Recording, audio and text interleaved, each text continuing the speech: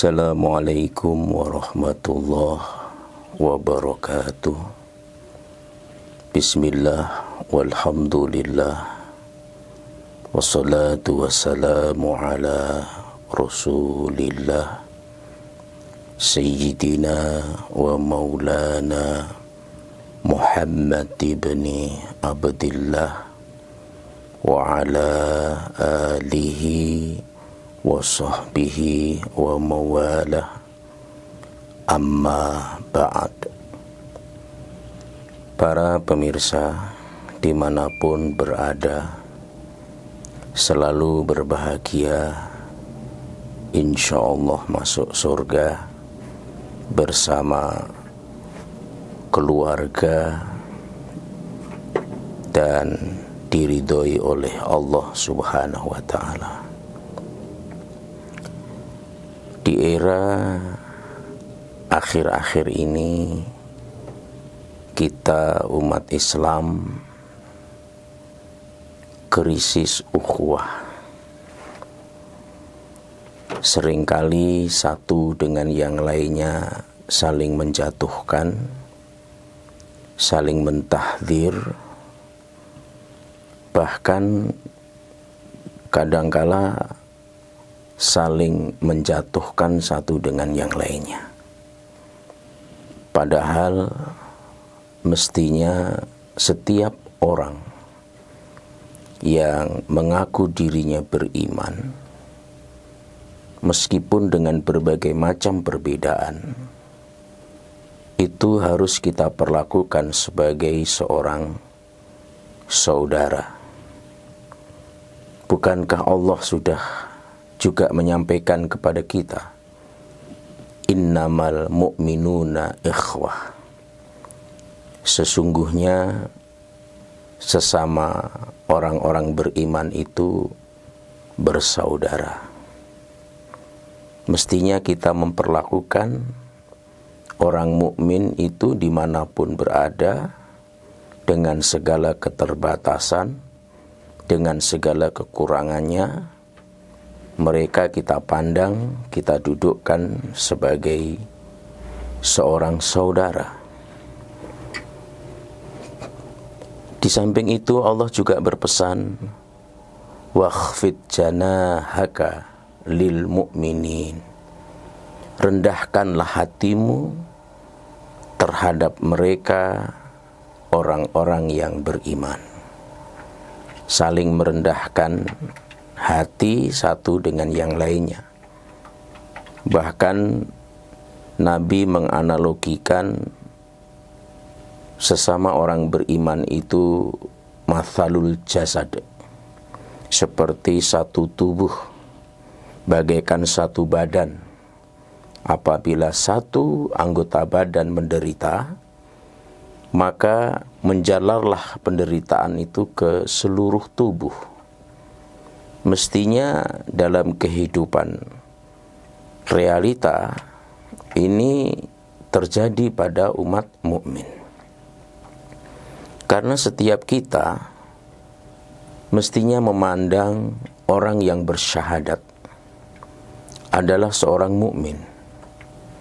Kita harus memandang dia adalah seorang muslim, seorang mukmin, dia adalah umat dari Nabi Muhammad SAW.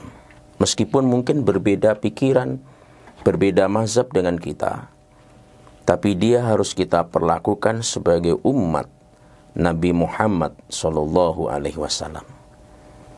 Kita harus dudukkan juga dia sebagai hamba Allah Subhanahu wa ta'ala. Kita tidak melihat apakah orang itu sudah hafal Quran atau belum. Kita tidak melihat orang itu sudah sholat tahajud atau belum. Kita tidak melihat orang itu sholat fardunya dikawal dengan sholat sunat atau belum. Mestinya itu tidak kita lihat. Mestinya yang harus kita lihat, dia adalah bersyahadat. Dia bersaksi tidak ada Tuhan selain Allah. Dan dia bersaksi bahwa Nabi Muhammad itu adalah Rasul Allah. Berarti dia adalah saudara kita. Berarti dia adalah umat Nabi Muhammad SAW. berarti dia adalah berhak untuk kita hormati dan kita muliakan. Dan dia juga berhak untuk kita perlakukan sebagai seorang ikhwah. Di dalam sebuah hadis Bukhari dan Muslim, Rasulullah SAW bersabda, "La yu'minu ahadukum hatta yuhibba li akhihi ma yuhibbu li nafsihi." Tidak sempurna iman seseorang sehingga dia menyukai, mencintai saudaranya sesama beriman sebagaimana dia mencintai kepada dirinya sendiri. Itu mengganggu kesempurnaan iman.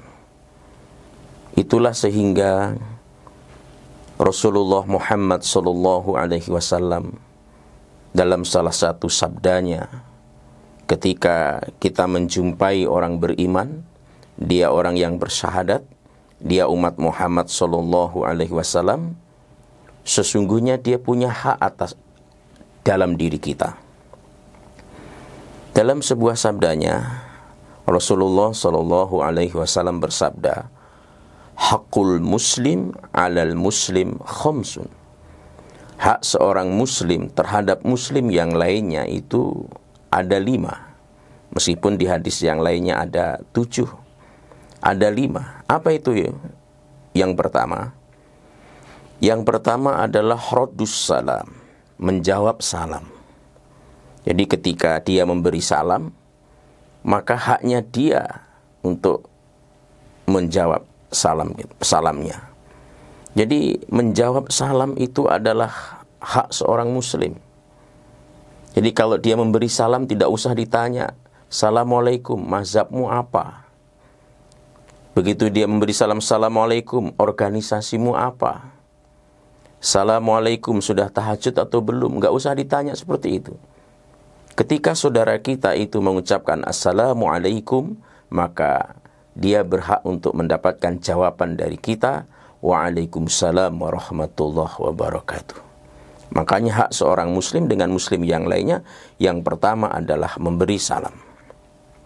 Yang kedua, wa iyadatul marid, menjenguk ketika dia sakit.